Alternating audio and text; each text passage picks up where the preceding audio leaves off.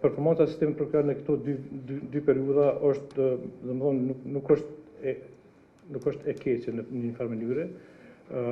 Numrat këto që janë ka një farë trendi, një trajtshëm, domethënë nuk ka ndonjë lëvizje shumë të madhe ndërmjet viteve. Dhe çka është më rëndësishme këtu, nëse ishte vetëm këta numra, pra pa ndonjë analizë më të thellë, është se shoqëria kosovare nuk duket që është shumë e korruptuar. Sepse nëse marrim këtë katalog vepra penale, në raport me vepra penale, me veprat e natyrave tjera, domethënë del që janë më pak të kryera se sa veprat penale të llojeve tjera. Kështu që edhe kjo është diçka që duhet studiohet, se ku po çalon, nëse shoqëria, publiku thotë se ka korrupsion, po ajo nuk po përkthehet në vepra në raste gjyqësore, atëherë edhe këtu duhet të shihet se cilat janë ato probleme. Edhe me ndryshimet e dispozitave ligjore, kaq të shpeshta brenda kësaj periudhe kohore,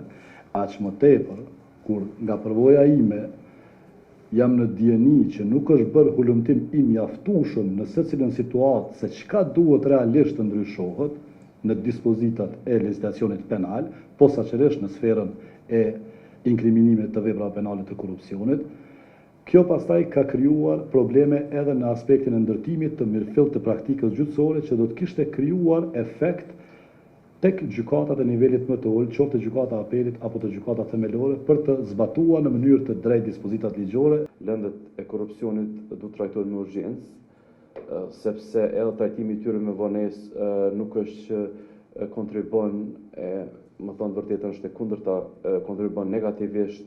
në parandalimin e korrupsionit. Ne kemi mandat marrën në masë për parandalimin e korrupsionit, por nuk ka parandalim më të mirë se sa dënimi i shpejt i veprave penale nga kapitulli i korrupsionit, ku ne do të kishim përdorur këto si shembuj të mirë